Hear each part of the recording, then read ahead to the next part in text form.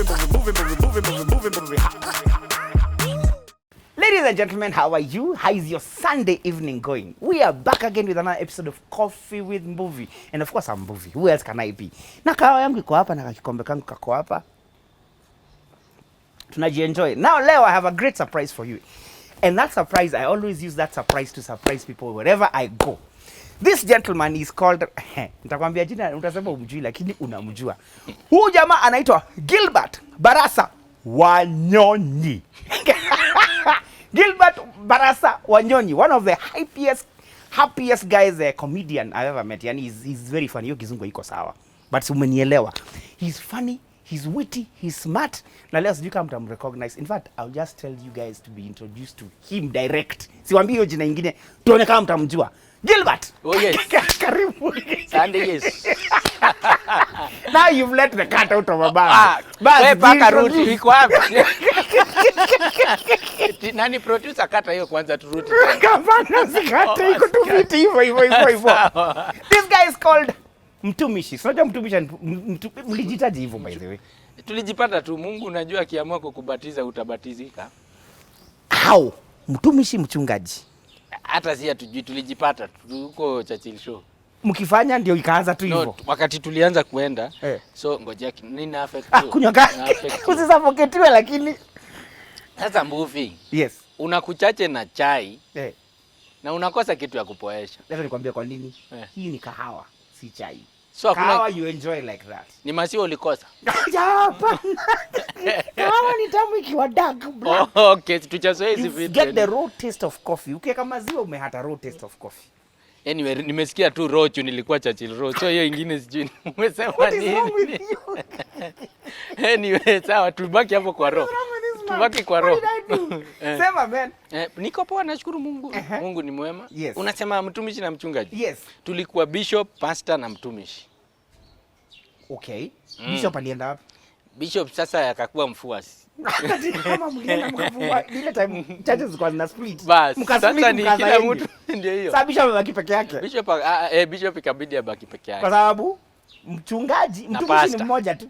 Na pastor. Pastor alienda wapi? Pastor si ndio mchungaji sasa. That is creative generation, isn't it? Yes, creative generation. Mlikuwa wangapi? Ulianza tu hivyo kama mkoa nne ama kilikuwa aje? Nilianza solo, nikapick, nika-correct, nikawachukua, Wewe ndio ulianzisha? Yes. Kwa sababu after hustle mingi nikasema no. Mimi najua nina talent. Mimi shule nilikuwa nauliza, utafanya nini? Utakuwa nini? Football ama actor? Shule ulikuwa wapi? Muslim Primary. Muslim Primary. Dagoretti Muslim Primary Kawangwani. Hallelujah. Alafu Ngoja. Muslim Primary. Dagoretti Muslim. No, okay. Dagoretti Muslim Primary. Exactly. Mtumishi, mchungaji, bishop, pastor. Kuna big watu wa Muslim. Muslim. Hiyo area iko dominated na Muslims. Ndio inaitwa Musi. Sasa mbona kwa hiyo group ya Nyamuga ongeza kadhi? Hapana, sasa hakupatikana. Angepatikana. Why not? Okay, So creative generation ina consist 20 members to date. Bado iko? Bado iko. Okay. So wengi wameingia kwa media house, kuna wale wako stations zingine. Kuna wale tunaweza kuwa tunajua? Kwa anaitwa Vincent Voyo, ni mtangazaji wa sports. Oh, okay. Yes, I know. Yeah. So sisi kuna wengine wako Vioja Mahakamani na wengine wako Maisha Maji. Did you always know you have comedy in you? Yes, I knew, but sikuwa serious. Nile unafanyanga kitu watu wanaiona sana. What do you mean hukuwa serious? Is there a time comedy is serious? No, in terms of hiki tu ndaifanya. Lakini movie anaona lakini movie anajua Gilbert akiingia Rotejo ako sawa. Lakini mimi mwenyewe yangu ilikuwa football sana. Futa. Lakini unajua siku acting ikifika Gilbert. Na boys team mwingine tukiwa primary alikuwa anaitwa Mwangi. So tulikuwa teacher akikosa daro tunaanza imitations. Mamma mia. Tunaanza Did you ever miss in the noisemakers list? Ile times 100. Sikuwa ikosa. Hawakujaribu history au jaribu they tried it on me because I was also noisy. They make you prefect. Ndio uwe quiet and responsible. Ilifika class 4 nikaekwa. Kwanza nilivotiwa. It was a voting process. Did it work? It worked. No, it didn't. Sasa ilikuwa worse. Sasa mwalimu ilikuwa akikuja anaanza kabla itishe list. Iko kwa kichwa yake. Gilbert, Mwangi and others, Kamau, fuateni. Sasa primary kunaitwa Gilbert Gili Barasa. Hiyo ndio jina ya chuo. So unacheza ball up to what level? Paka sasa hivi si ucheza. Tuko na football ya wasanii. Wapi na Kina Eric Omondi. Wewe unacheza ball wewe. Unacheza ball Ruj wewe. Both. Wataka na kifua yangu. Basi come by the way tuna train pale NCC Ngong Road. Okay. So ukaenda hiyo primary Muslim? Yes, Muslim primary. Class 1 primary. Class 1 to 8. Yes. After there? Si tuka proceed high school Shiners Boys Nakuru. But sasa hapo siku manage because unajua Mbuyu alituacha tukiwa class 2. Okay. So akituacha tukiwa class 2 Madhe ndio alipambana but akapelekwa kwa FIDA ikaanza kumnyoa. Akafanywa ile kitu. Kufika class sijazoea interview na chai nafikiria niko. Endelea kwa Rwanda. By the time tunaweza tukutana tushamaliza na nikuongeza. Si ni tamosi mzima. By the way umefanya ile kitu Bible imesema. Ati Yesu ni mkate wa uzima, sasa unakaa na chai anaweza tokea. Uko na ujinga. I knew I was getting myself into trouble nikikuleta hapa. Ati anaweza tokea utumie mkate. Iko tu sawa. Chai iko tayari. Chai iko tayari. Mkate alete sasa. Shiners Boys class nikafika form 3. Yes. First term. Buda akaacha job, aliacha nikiwa form 2 third term. So mother akapambana na hali. Akafika form 3 first term 205 akalemewa. So ikakuwa sasa hapo ndio mwisho. Okay. So si sasa ni kurudi mashinani uanze hustle utafute vile. Na Mbuyu hiyo time hakuna story ya Mbuyu wafuatiliwe asaidie Sasa si amemacha job, unajua ukiwacha job utasaidia na nini? Hata FIDA inakwambia sasa mali unga ilikuwa inatoka hatuwezi mshtaki na hana kitu. Oh my goodness. So hata mkimleta you're wasting your own time. So tukawachana hivyo. Madhe akalemewa yeye akaenda home akasema Gili sasa kitu utafanya. Unajua mimi ndio first boy na family of 4. Dem ni mmoja. Sasa akachukua msichana tukabaki na maboys. Oh my. So sasa mimi ndio nilikuwa buda sasa na mother. Ukaanza parenting mapema. So kwenda kwa mzae akasema hapa unajua mwezi kaa juu sasa. Hawa mother wengine si unajua wanaweza fanya. So inakuwa uwezi kaa huko. Unaelewa hiyo situationship. Did it affect your how you grow up? Kwa sasa ninashindwa. Mnaanza kunifanyia nini? Nini juu sielewi mimi nafani kuwa nasoma. Watu mnaanza kunizungusha na watu unajua na mabro. So mpaka nimezusha hapo kwa mlango yake yani nilitoka akaenda job akiwacha nikipiga nduru tukalala hapo jirani ndiye alikamtupi. Oh my goodness. But all in all I always say what happened between them it's not my problem. Yes. Na hata sinanga issue. By the way ukinipata naongea na Mbuyu nikabe hivi tunachat. Tuna chat mbaya sana. Akuagia ujaja na baby anasikia nikaye anataka kusema kakitu. Tuliongea tukasort ka Buda na San. Mimi tuko poa na yeye. Na mkibongo ulikuwa how old at that time? I was 17 still form 3 mature at least. So but nilikuwa na ile pressure ya mbona usifanye kitu fanya kitu unaona kwa sasa mother ana keja amerudi home moshadha huku ikabidi niende kwa brother yake na nikaeka mabro huko juu sasa huko ndio at least so mimi nisingekaa juu pia bro ya Buda ana familia huko. How much younger were they? Hao wengine wadogo. Walikuwa class 6-4. Ni wadogo. So nazunguka nao wapi? The only place ingetu accommodate by then ni street. Wow. That was the only option nimebaki. So mimi nikaacha huko mimi nikahepa. So Shiners uka form 3. So after that ukaenda wapi? Sasa si ndio nikaingia mashinani. What do you mean by mashinani? Nikaingia mtaani sasa. Juggling sasa. What kind of juggling were you doing? Sasa ndio tukaanza juggle. Ni kuguess tu life una guess. Juu sasa hujui. So mimi nikaenda chuo fulani hapo ilikuwa ya kusaidiwa. Hapo Nairobi River. Iko hapo Musi. So juu mimi nilikuwa Nairobi River iko Eastlands. Nairobi River imeanzia hiyo shule. Kama unasema Nairobi River kulikuwa na chuo iko kwa Nairobi. Hata unataka kusema chini. Hata sijui ilikuwa na initial NCP sijui what. Hata sijui nilikuwa ni shule ya kusaidiwa iko na initial. Mimi nashangaa because I know a school called Nairobi River. Na iko mbaya. Tunashangaa what do you mean? Kumbe na Mansion River Nairobi River hapa. Alafu hiyo shule ya kutusaidia iko hapo ilikuwa na hata jina sikumbuki bado. Ilikuwa na initials. Na ilikuwa zile makeja wasee wamewacha. So watu tu wameshikana wa kijiji. Sema wale watoi wajiwezi. Na imagine tulikuwa na kalia mawe mbuvi ile 9x9. Na sasa hiyo nimetoka Shiners Boys unakula breakfast, unakula lunch. Alafu sasa hiyo unajua familia ndio hiyo Buda hataki kujua. Mother ndio huyo ameondokea. Sasa unashindwa. hii life nini nakutakia. You think of so many things. Na si mzuri, unafikiria vitu mbaya sana. Yes. So nikaanza tu kuvumilia, nakaa kwa hiyo mawe hivi najiuliza mambo mingi sana. But nasema haidhuru, mambo ya Mungu pia ijulikani. So boys fulani alikuwa na kamio daro amedunga. Hata hii yangu usijangara. Hii jangara sasa. So akikuja hapo utafikiri nasikia 205 na kulikuwa naitwa tutururu, sasa zinaanza kutoka. Sasa kutokea. Anakuja na simu. Kinasage the most vibrating phones. Yes. Ako na hizo simu kaa 4. Sasa unashindwa, huyu boys mbona anakuja kwa hii shule na hizi phones. Na ameng'ara na tunakaa kwa mawe. Na ako comfortable. Ananiambia tu ni vile tu napenda kusoma. Ile walimu walikuwa nakuja wakitaka, sasa hata hawalipwi, ni volunteer. Oh my goodness. So mimi nikavumilia, time ikienda kufika labda second term. So ni form 3 ama 4? Form 3 I had to repeat. Yes. Oh, of course. Form 3 hiyo ilikuwa sasa first term 206.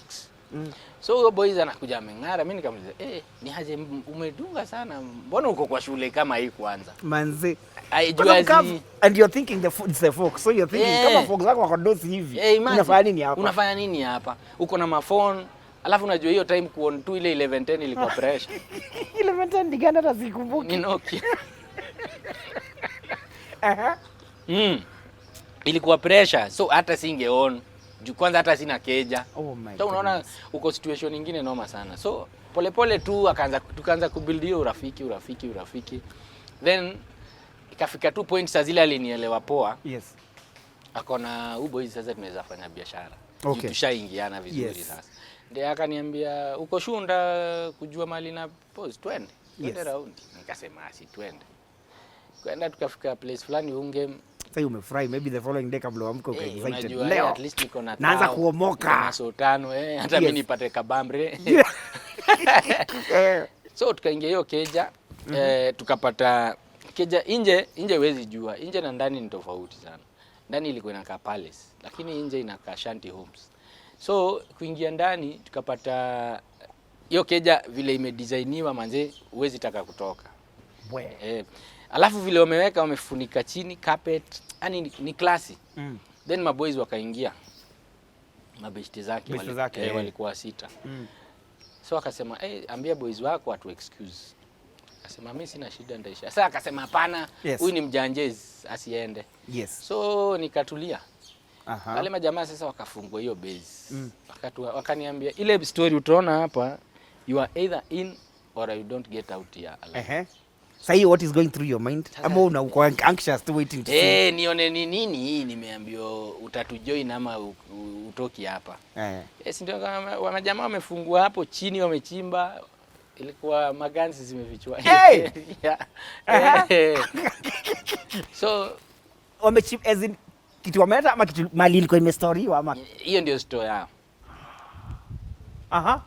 So ilibakia sijui nilinyoro kwa nguo by the way. Hiyo ni story ushaona kwa movie na karao tu wakipita nazo.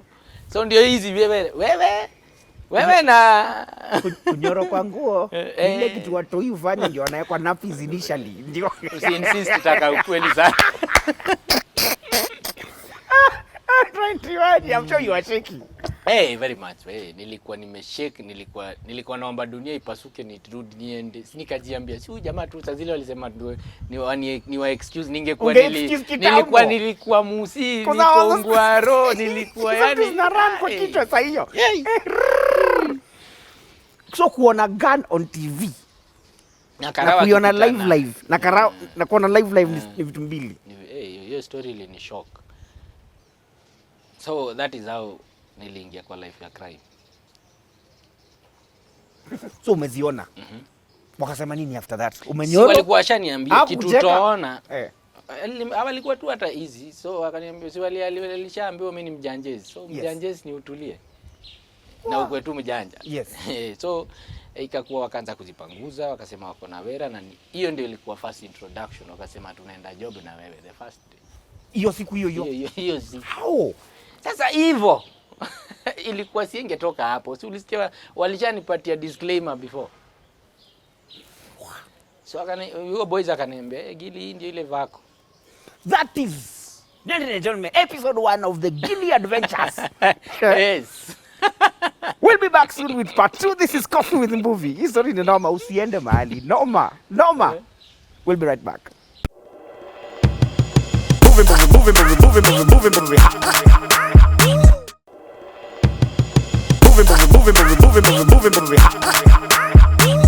We are back. This is Coffee with Mbuvi with Mtumishi.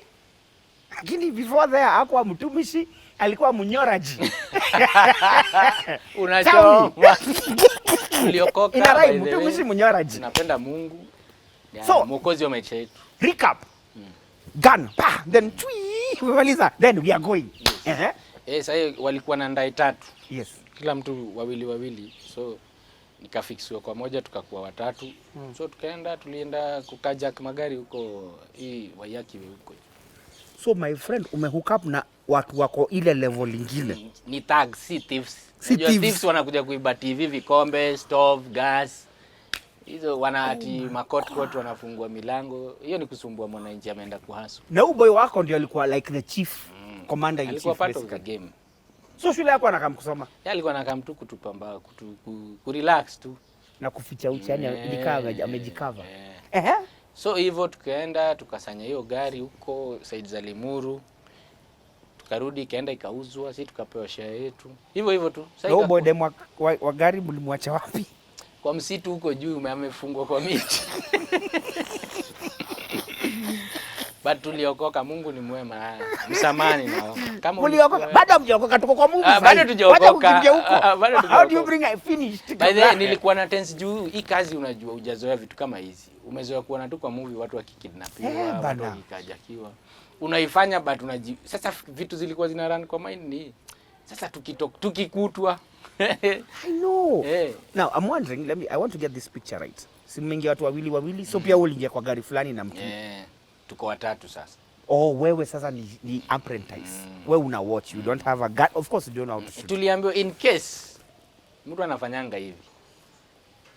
Short quick study course. Unashika hapa unakoki hapa kakia gun. Na unajiprotect ukiendanga. In case ukisumbuliwa. In case wakitokea wazae. Jabi ni story ya koki ya gari kama ulikuwa mmoja wao. Koka. So mkaenda, this one was successful. Yes. Zile tumeenda mostly zimekuwa successful. So how do you plan? How are they planning? So tukikama kuplan hiyo story yote either huko kwa hao ama tunaenda tukishafanya hizo job unapata tunaenda place kama Saimara, tunaenda place hizi ma hideouts tu. So they had specific areas they could hide for a time. Mkishapiga. So do you just hunt any car? No, kulikuwa na deals zinapigwa. Tulikuwa na information ya watu fulani. Who was the informer? Watu fulani. Kulikuwa tu na watu fulani. Wanawaambia kuna gari fulani. Kuna gari fulani. Number plate fulani. Inakaa hivi tunahitaji na inatoka hido. Ama kuna do fulani zinaenda mahali fulani kwa mjengo. Ama kuna biz fulani mahali fulani kwa hoteli. Kuna msee fulani ako na do mahali fulani. Good first experience. Second and third and fourth zilikuwa mingi, tukaenda kwa mijengo, tukaenda wapi, tukanyang'anya watu kwa masitiopa, tukaenda wapi. Hata sitiopa mlikuwa lakini siku hiyo ilikuwa poshi, si unajua ilikuwa zinaingia Karen wapi. Like your manager calls them grasshopper. Inakwambia huyu ni kimwangi pia. Is he your manager? Does he manage you or does he manage the comedy? He manages everything. Yes. So tukakuwa tunafanya tu hizo busy as time goes by. So one day tukamiss the target. Unajua watu nasikia watu usema shit happens. Yes, it happens. Huku Waiyaki tukaambiwa kuna gari fulani iko na number plate fulani. So tuliko men and colors. Yes. Hatujui color. Mkambwa gari Subaru fulani ilikuwa sijui what. Tukamiss namba 2. Mko membo Subaru iko na nini? Tulikuwa namba inaenda kupeana pesa kwa mjengo. Karibu mita 5 hiyo. That was good money. Good money. So tukaenda kumbe ilikuwa wazae. What do you mean by wazae? Flying school. Atimlika nini? Sasa hapo ndio shetani unajuanga anafanya kazi yake. Ama Mungu anafanya kazi yake. Sasa ile tumeilock mbele na nyuma na kando, sasa ile tumeshuka nao walitoka, unajua na kuaga ready. Oh, that's why you had 3 cars. Gari moja ndio hii. Yes. Sasa huyu ako katikati, ndio hii moja, ndio hii. Ako? Hii ndio tuseme iko katikati. Kuna moja mbele, nyingine na nyingine hapa. Exactly. Sisi tumeshuka ati fungua hapa. Nao walikuwa nje, unajua na kwa trained Yes. Wako sawa. Sisi yetu ni kienyeji, kuona movie nini, unaambia kwa utafanya hivi. It's kind of been working because wale watu tunadili nao they are not professional hawajui kitu. Exactly. Yes. So tukaangukia, but sasa walitunyorosha, walitu overpower. So how many were they? They were 4. I think they were 4. There were 4, you guys were 622, sema 222. They were 4. So alishuka vile wanashuka kwa hiyo gari hata unajitoa. Nikawa wanashuka kwa ndege. Speed. So ile gari ya mbele yetu ikazoom off. Ulikuwa kwa gani? Kuna hii ya mbele. Kwa ya nyuma. Hii ya nyuma. Mimi nilikuwa ya nyuma. So ya mbele ikazoom. Ya mbele waliona ni hao wakazoom. So sisi tukarukiwa, huyu dereva mwingine akashikwa, wakakuja wakatushika nyuma, tukalalishwa hapo, tukanyoroshwa waya hizi za stima. Tulitandikwa. Mlipata kawaya vizuri sana. Tulipata. I think ulipata hiyo inspiration ulipata. Nikitaka collab nafanya ngoma na wewe. Remix. So wakakoganzao, sasa mimi nikamwambia Mungu wenyewe, mimi ni life iliniweka hapa, si kupenda kwangu, kindly nisamehe. They didn't even try to shoot fast. Did they try to shoot at fast? I really don't know. Unajua Mungu pia akiwaka vitu zake huwezi elewa. There's a day that is just different. Exactly. Wewe unajua ngawa zee. Wakitoka ni wanoma, ni wa Maxman wanoma. Yaani Mungu tu alishuka hiyo day, mimi naweza sema hivyo. Alisoften roho zao. Then wakatuchapa, wakakoka magano, wakatuambia nyinyi ndio mnasumbua wananchi huku, hawezi kaa na amani nini. Hebu tuambieni kwa nini mnafanya hizi vitu? Who sent you? Nini? Sasa ring leader wetu yeye akashout. Then tukashout. Ule boy ulipata shule tu. Hapana, si huyo. Kulikuwa na. Ama huyo alikuwa kwa hii gari alikuwa shaepa. Ama yeye alikuwa commander in this case. Si tulikuwa naye kwa hiyo gari. Okay. Hiyo yetu ya nyuma. Juu sasa si unajua mostly yeye ndio nilikuwa na yeye ndio amekuinduct basically. Yes. So ring leader wetu alikuwa kwa hii gari ya side. So akashout, then tukachukuliwa, tukapelekwa, tulizungushwa raundi fulani. Mlizungushwa vile mnazungushanga. Kwa forest. What was running through your mind? Si ni death tu, unajua sasa hii kifo kumbe inakaaga hivi. Lakini tulibondwa proper. Kubondwa nayo tulibondwa. Tuliwekwa sawa. Then from there tukapelekwa kwa forest, tukaambiwa sasa it's goodbye to this world. Nyinyi ndio mnajua kusumbua watu kushinda wengine, na sisi tunafanya kazi yetu. Then one of them akasema, I think these guys they kind of look innocent. Let's talk to them. Wakatuongelesha. This was like after how long of you being in this quiet trade? Like a year and a half. Ulikuwa umekaa, ulikuwa pia ukisha kwa gwiji. So tukazungushwa hiyo, sijui huyo mmoja kuongea, wakamsikiza, then they talk to us, kwa nini mnafanya hivi? Don't you think? Na walikuwa si ati ni wazee sana pia. Kwa ile age ya parenthood, you know. Yes, wamjua wanaanza pengine. Ya wengine ni wazazi, so I think they had that thing. Kau kuna mtu wewe utasikia. If you give you another chance to live, would you change? Nikasema yes sir. Hata utangoja. Kanisa iko wapi? If you give me yes sir. If you give me yes sir. Pastor, kanisa iko wapi mimi niokoke mbele yenu? Wow. So tukapelekwa interrogation, tukapewa do mpaka home. Kaambia kwenye ni walipaka home Moshadha. Wakasema tutakuja raundi tuone mnaendeleaje. Ni mtakuwa mna report. What? After some time it happened, tukapewa fare. Mimi hata sikuenda Ushago. Mimi nilienda Mombasa. So nilienda kujiuliza maswali pale Mama Ngina Drive. Yes, hapo tumeperform mara mob sana. Very nice place. Yes, kwa ferry hapo. So nikajiuliza maswali mingi. Do I want to die like a dog? Ndio, life ni ngumu. Kwani ni mimi wa kwanza kuwa na life ngumu? But hizi swali haziko in between ukifanya hii job, hazikuwa zinakam. Zina run, but unasema hii ndio life naona itanisaidia. Yeah. Hii ndio life naona nitaomoka. Maybe one day nikipata mazuri zaidi. Imagine tushashika mpaka mita 2 hivi, lakini unaona naweza pata mingi. Ukapata mita 2 kwa mkono. Exactly. Unasema nikipata mita 5 Sasa hivyo ndio tunajiambia. Kuna hiki tu wanga hivyo. Sijui, I think ni kitu nature tu. Unaona leo Mbuvi hata ukipatiwa 1 billion. Yes. Ningepata tu 2 bilioni 2. Mimi ningekuwa nimeomoka serious sana. Kama raha yako pia uchange, standard of living change, waste of course. Yes, tulikuwa tuna mahappy juu tuna doa kuharibu, tuna happy na chartered plane hizo Wilson. Wamechata ma planes. Okay. It's like oh, you are loading big. But hiyo life haina raha juu mali mnaenda mko on the run, yani on the lookout cause mjui. Yes. You might be spotted. Mnakuwa mnaweza mnafuatwa. Tunajua watu pia wako na high sense of technology. Yes, nilikuwa nataka kuuliza. So mki stake out like now you've mentioned 2 million. That means you used to have big stakes. Mki stake out a big one. Mlikuwa mnahepa hiyo base, mlikuwa nayo mna change base ama mlikuwa mnahepa for a while? For a while, like 3 months. Wow. So 3 months ni happy tu. Mko Coast, mko Masai Mara, mko sijui wapi, Nakuru, Naivasha. Mkispend tu. Nyinyi ndio wale wase. Ndio kusema. Mkiingia mkirudi do imeisha. Mwenda na mita 2 mnarudi na mita so mande. Mnarudi na ngiri so sorry not mita so. After mita 2 wazee. So unashindwa hii pesa inanisaidia na nini? So wakati nilikuwa Mombasa nikijiongelesha nikajiambia Mungu manze mimi I just want to change my life. Yes. Nibadilishe. Change by the Mbuvi hata uniongeleshe mara ngapi kama nimeamua kwa mwizi utanibadilisha. Wow. Hata uniitie Obama Ray akuja niongeleshe. Yes. Hata uniitie pastor niombe. Kama si unajua ni kitu wewe uliamua so ni kitu pia wewe utaamua kuacha. Wow.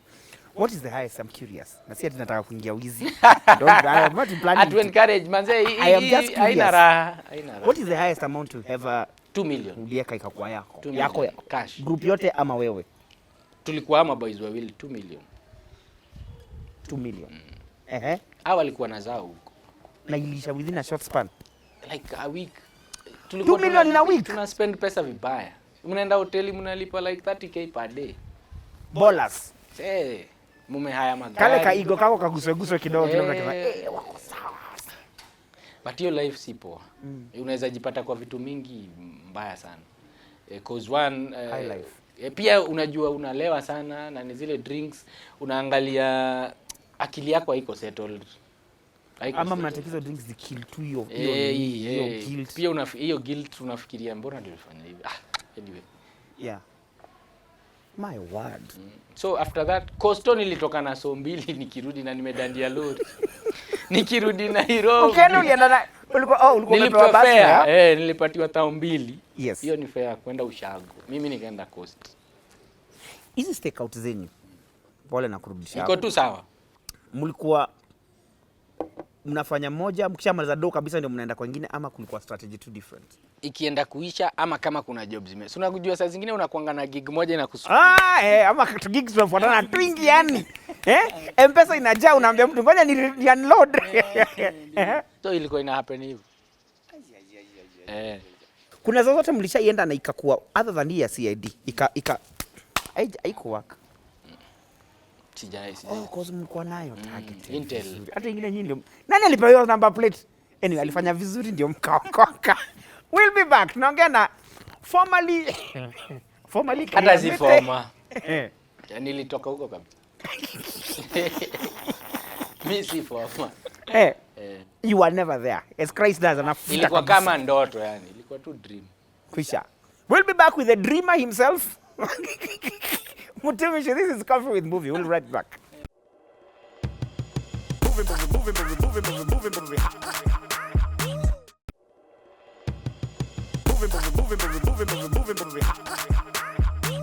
We're back. Coffee with Mbuvi na niko na mtumishi hapa ananipatia story kali na informer. Ametuambia dream.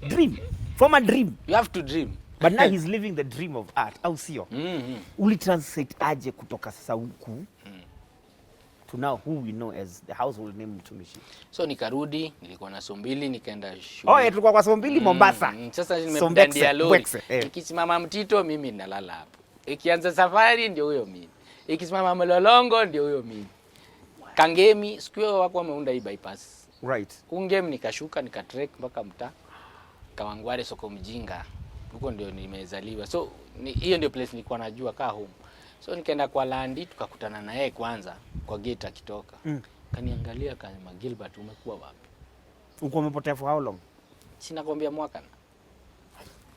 Ulikuwa wapi? Nikamwambia sitaki mambo mingi shosh. Kaenda kanipea food. Ni kama makafiti. Shosh akanipea. Jue nikizaliwa ameniona. Hiyo time mpaka nikiingia high school. Yes. So akanipatia food na nguo za mtoi wake last born alikuwa kijana, nika change.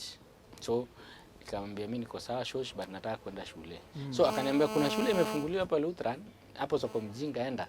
Nikaenda hapo ilikuwa inaitwa Bethel. So nikaingia na principal, nilikuwa na ruabe kwa mfuko. So hiyo somo mbili nikaambia huyo principal mimi nataka kusoma na niko na somo mbili. Utanisaidia aje? Juu ilikuwa imeanza akanielewa. Akaniambia unaanzia wapi? Nikamwambia mimi niliachia form 3. Yes. Akasema rudia. So nikarudi 26 nikamaliza. Then form 3, form 4 nikamaliza 207. Nilimwambia mimi nitakuwa nasoma 1 week na hustle. Ndio nisimamie. So ni mamjei, kubebea watu maji, kufanya ma clean ups kijiji hivyo tu. Na pia unajua unatoka kwa ile trauma pole ni process. Yes. So uto job sasa tunakulipa how much? Ilikuwa unaweza pata punch per day. So uko unasikia strange unapata punch saa hii. Sasa unajua pia umeamua nikwambia change ni kitu wewe unataka. Yeah. If you want to change lazima pia utapitia pain fulani. You've made up your mind unaona. Umesema siendi. Cause ile kitu ulipitia it was death. Actually ni kifo. But God amekuambia. Kuna hiyo sauti inakuambia no. Si ulikuwa umeona hiyo side? Yes. Sasa nataka hii side nyingine pia uone ya life. So nikavumilia, nikamaliza. After hiyo tukapatana na Maadhe. Akatoka alikuwa amerudi anakaa na aunti yangu. So mimi nikamwambia mami alilia. Of course, juu ilikuwa time long sana. Nikamwambia mami usiniulize maswali. Nobody ever knew, hata wanasikiaga sasa. Wakisikia hizi story wewe anaambia nini? Mungu alishanihurumia. My son. Hiyo movie unaandika ni poa. Where did you get such an imaginative mind? Akajua. So, ni past but nikamwambia Maadhe sitaki maswali. Juu ni painful kwangu. Despite nyinyi ndio mungeni guide. Singekuwa hapa. Ungengangana tu vile ungengangana. So vile mapero uraise watu is essential wakuwe present. Manze kukosa figure fulani kama amepasi is okay. Hiyo ni hali ya maisha. But kama wako please saidia hawa watoi. Ongea na watoi ujue wanapitia nini. As in usikue tu that father, that mother. Kuwa rafiki ya mtoto utamuelewa. Kuna vitu mob sana si upitia tu. Tunashindwa kuface mzae juu unajua wewe. So hiyo wewe unajipata unavuta bangi, unapata umejiua, suicidal, juu unashindwa nani atanielewa. Ukiambia mwingine huku nje atakusema, unaona? So you need to get an understanding person ule unathink atakuelewa. Kama huyo shoshi vile alini welcome, unaona? Akaanza kuniinterrogate pole but mimi nilikuwa nimeambia hiyo story siambii mtu, narudi nisome nimalize niendelee na maisha. Mahali nitaisemea kumbe ilikuwa ni time, unaona? So hivyo tukamaliza high school, tukaanza the first job nilifanya ni security Mombasa bado. So bro mother alikuwa kampuni fulani Mombasa inaitwa Texas. So akanichukua kama supervisor. I was 19 now. Immediately ID imetoka, hiyo ndio job ya kwanza. Alikuwa analipwa 4,500. Sio pesa mbaya hiyo. Ilikuwa sawa na mimi by that considering. Niko na peace. Yes. Na niko na peace. And you're not in pieces. Yes. So niko nachunga supermarket, nikasikia fununu nafungua Nairobi hapa High Ridge. Nikamwambia huyo mdosi si uni yake huko. Akanichukua anyway juu nilikuwa na adabu zangu. Yes. Nikakuwa office messenger, wakafunga 2010. Jua wako wanauza food. So wakafunga. Na mimi nikasema sasa siandiki mimi. Ndio nikaanza usanii. God. No. What? Nini mbu? No. Una story nilisikia fununu mahali lazima katokelezee hapa. Why are you hiding it? Si labda ndio naenda. Wacha nikuanzishie. No, ushakuwa msanii sahihi, sikubali. Acha nikuanzishie. Acha nijifanye hata sijui. Okay. Ushawa kuwa kinyozi mahali. Nilikuwa na nyoa. Sasa ile ghetto after form 4 kidogo. Si tulikuwa tu tunanyoa hapo mtaani. Mimi naweza kunyoa by the way vizuri sana. Ngoja umalize hii story kwanza ndio mjue kwa nini sitaki aguse kichwa yangu. You will see for yourself. So hapo hiyo place tulikuwa tunanyoa. So ilikuwa unanyoa mtoi kani 10 bob ama ni mbao unapewa half. ama mtu mzima akilipa 30 unapewa 10, mzee huyo mwenye kinyozi anabaki na mbao, anaitwa Vini. Hapo ndio mimi ushave mpaka leo. Hata leo. Nice. So ilikuwa msee akikama hapa, naweza pata shamba boy, naweza pata cleaner, naweza pata ule hizo jobs zilikuwa zinakaa. So mimi kunywa kahawa. Na kunywa kahawa, akakaa jamaa. Sasa mimi ndio nilikuwa shift saa 7 hapo. Vini, niko na emergency, nataka kijana wa kazi. Yes. Kamba kuna gili hapa. Gili utenda job. Pesa ngapi? 2k per day. Nikasema hii ndio kuamua kazi. 2k per day kwa nini? Kazi. Sasa hata 2k per day. 60k ile unaikula na amani. Direct Na ninakaa keja 1200 sasa hiyo. Yes. So nikasema hii ni keja 3 so hii ni kwanza. Yes. Nishaanza kupanga budget na kazi nafanya job. So uko ready, uko sure utafanya? Nikamwambia hata umechelewa. Ingia kwa gari. Vini, we asante, tutaongea hii job ikiendelea. Ladies and gentlemen. Sisi yao kwa gate ya moja. Kauliza boss, tunaenda kufanya nini huko? Sisi ulisema unataka kazi 2,000 kwa siku. Unaweza? Na ninaweza. Tena hii ni majaribu gani? Kazi ni huku gani? Ati tuingie tu utaona. So si tukaingia. Kaambia sasa hizi kabuti va. Yes. Kazi ni kunyoa watu waliishia. So mimi nikajiambia, Mungu pia unanitafuta kwa hii maisha. Nimetoka ile side nyingine, tena umenileta hii pande nyingine. Mungu alikuwa anakuambia ungekuwa hapa. Exactly. I think hiyo ndio kitu nilikuwa najaribu kuoneshwa. Sasa nikajiuliza maswali mengi. Mtu amededi, mimi nimenyoa. Yes. Wanasemanga watu wamededi nywele ugro na kucha ugro. Nywele na makucha ndio vitu zi ukua kwa mtu amededi. Ni kutrim nini? Ninaanza na hii. Wewe fanya kazi, wacha mambo.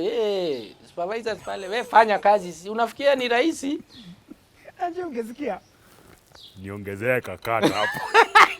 Hiyo ndio ningewaza. But sasa wale majamaa pia unajua ndio ninaanza kujaribu hivi vitu. So anaku-encourage tu, hii kitu ni normal. Hata wewe si utakuja hapa, si utanyolewa tu. So 1 week down the line, Friday, mshiti yangu akaletwa amepigwa mob. Hapo ndio niliwacha hiyo job. Ilini hit hard. Best yangu tumegrow naye hivi. Oh my God. So nikawacha. Nilitoka by the way. Nilimwambia mimi nipeni zangu mimi niishie. Ulikuwa umekaa how long at that time? 1 week, hiyo sikuenda. 1 week. Oh my goodness. Nikawacha hiyo job. Nikarudi nikamwambia Vinijo. Enyewe sikukata ile wera, lakini hata alikuwa anajua boys. So walielewa. Nikamwambia ilini hit, wacha tu nitafute mijengo. So hivyo ndio after sasa Wochi Lulu Kanivo. Wochi ilikuja after. Na wanda ulipata job ya Wochi kwa tu hii job. Na hiyo ndio nilikuwa nimesema sitawahi fanya. But after kuja mtu mochari, which job can't you do now? So nikaenda nikachapa, nikachukuliwa ka office messenger hapa Nairobi. Hiyo job 2010 ikaisha. Mimi nilikuwa na recruit, wewe utaact movie. Nikutaact. Nani utaact hivyo? Tukaform hiyo community based organization Creative Generations. Hizo matoiling tu zetu. Mimi niliwacha job, madhe alinipeleka ya ushamba boy. Kwa sababu ya usanii. Tukakosana mbaya sana. Wewe unaona sasa mtaki kazi nini? Okay, they want the best for us. Of course. But pia lazima waelewe ni nini tunataka kufanya. Ule aunti yangu ndiye alikuwa ananiambia wacha pia yafanye kitu anataka. Yes. Mpatie tu time. Wakati aliniona kwa TV Churchill Row, alikuwa the first one. Gilbert, asante sana. Hujaniaibisha. Wow. Akapigia madhe. Angalia kitu nilikuwa nakuambia. Wow. Madhe hakuwahi ongea mpaka leo. Wow. Hata alikuwa anaambia mabro zangu, mtu akitaka advice tafuta ndugu. Msiseme nilikuchagulia kazi, ongelesheni Gilbert. Tumia accent. Ongelesheni ndugu yenu. Mwaulile. Mwaulile ni mbukusu. Mwaulile maanisha nini? Mumesikia? Msiseme ati mama yenyu yeye alichagua mambo yake anafanya na ako sawa. So hata nyinyi ile kitu nataka muende atawasaidia. So that is how ali accept. Wow.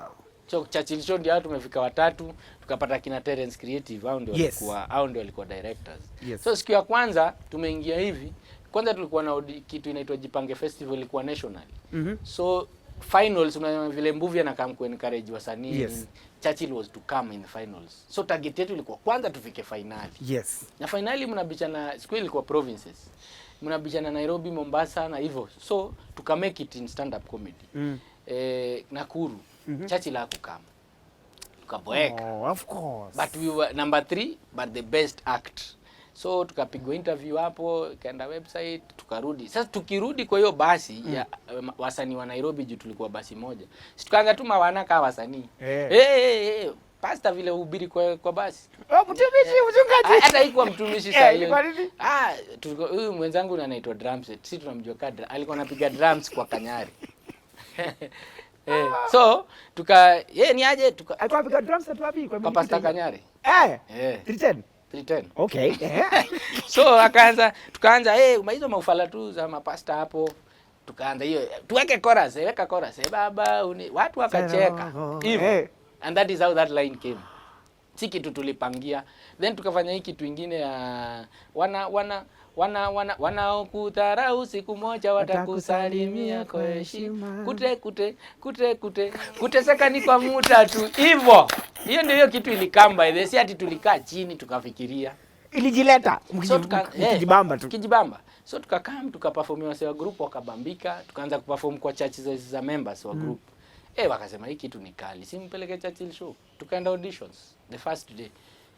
Vile wakina Terence walituona akina Alan wakasema, hii ni nini? What is this? Because it's different. They have never seen anything like that. Hata wajaifikiria kitu hiyo line. Nyinyi mabrothers hapana. Mumesoma pamoja hapana. Tulimit tu. Sasa wakasema kuna director wetu overall anaitwa Beri. Yes. Na Beri nilikuwaga nishasikia sifa zake KNT vile anafukuza wasanii. Sasa nikasema kama KNT ama Alliance alikuwa anafukuza watu, sasa TV ndio ukawekewa fence. So wakaona manze fence ile ya Trump. Sasa nilikuwa nimetetemeka mpaka naambia mchungaji na wewe mwenzangu hapa tutafukuzwa. Beri hapendi watu. So kesho akakuja peke yake. Akasema wale majamaa wanaimba wako wapi? Sasa ameshaanza. Na vile anaongea ni authoritative na anaandika na kutoa. Sasa hata yashaambiwa kuna vitu zinafanywa hapa, hatujui zimetoka.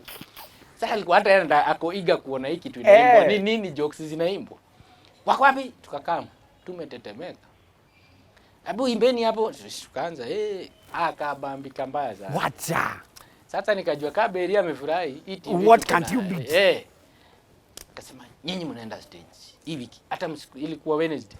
Sema Thursday msikuje rehearsal kujeni saa ya show. Tukaenda. Wow. Kwenda tu kuperform. Akatuambia program imejaa but msikuje next week audition. Kujeni siku ya recording Thursday. Wow. We came on Thursday, we went on stage Churchill Row. Mungu akaonekana tukatandika show moja moto sana. Akaiva. So that's why alituambia mwezi enda stage wa 3. Kaeni chini mdecide mtu mmoja. But we used to do mimi na mchungaji, huyu mwingine alikuwa kama bodyguard. So so alielewa. Then akasema sasa juu ni mtumishi na pastor. Badilisheni hiyo pastor kwa Kiswahili. Mchungaji. Zikuwa zinafanana. So ikakuwa mchungaji. So akasema mkienda stage mchungaji, mtumishi, mchungaji. Here we are. Oh my goodness. Favor ya Mungu nayo ikafanyika. Ndio sisi mbele ya president mara mingi. I was going to ask that, what is the highlight of your my friend, are you interviewing yourself?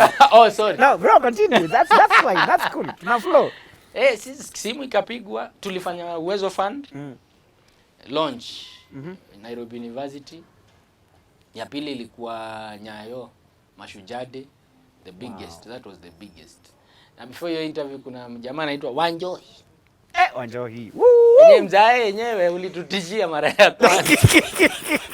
Alitampelekea. Alikuwa ametupea pressure. Nyinyi mashujaa. Nyinyi mnaweza shekesha president. Mnaweza shekesha president. Kambia mzee sisi. Sasa unashinda utajibu nini? What do I say? But kuna huyo deputy wake anaitwa Mudhini alitukam down akasema huyo ni boss na lazima vitu the event has to be okay. So lazima vetting process ikuwe sawa. Msiende kumisbehave kwa president. Yes. So tukaelewa, katuongelesha, tukaambiwa twende rehearsals. To record. Kuna place walikuwa na record. So tukasema comedy una record tena, akasema you have to. Oh my. Tukaenda tukarecord. Sasa hiyo unajua Mr. Wanjoy alituuliza dakika ngapi, tukasema 5. Programu ni na wapatia dakika 2. Mkuu umetoka hiyo stage. Sasa mimi nimepewa dakika 1 na director. Sasa tu huo ndio Wanjoy wangu sasa. Mimi nataka usummarize na sentence moja kile uta-inspire watu hii nayo. Na ucrack tu joke inakupatia pressure. Sana. Kumbe unajua. Kwa ile kamenjes. Ile kama ile ilifurahisha president the most. I know you are called the president's comedian. Asante, ni neema ya Mungu. Amen. Kulingana mali. So mimi naambia tu wasee ama wazazi, encourage watoi, ongea na watoi, talk to your children. Ni nyinyi mlituzaa, tuongelesheni, tupeeni time ya kujiexpress. Kama tuna talent, inspire us. Watoto pia tusome. Hakuna way out. Unaongelesha wako? Uko nao? Mimi niko na mtoi msichana 3 years. I'll mentor her to be what she wants. What she wants to be. Kutu guide. Then elewa mtoto wako, mtoi soma manze. Hakuna way out ya kuhepa. Cause mimi usanii nimenisomesha, nimegraduate Zitech University. Congratulations, man. So guys huko nje someni, manze fanya, do the right thing, do what you love passionately. Pesa itakufuata. Handles. Mtumishi Instagram, mtumishi Facebook, mtumishi YouTube. It's a wrap. Thank you for coming, man. Imekuwa kali sana. Nitapigwa viboko nifukuzwe hapa tukiendelea. It's a wrap. It's been Coffee and Movie. We'll call mtumisha. Historia yake ni nono. Yaani ni nono kama mimi. Yaani Mkonda ni nono kama mimi. Till next week. This is Coffee and Movie. My name is Movie. Adios, amigo. Movie. Teddy beat.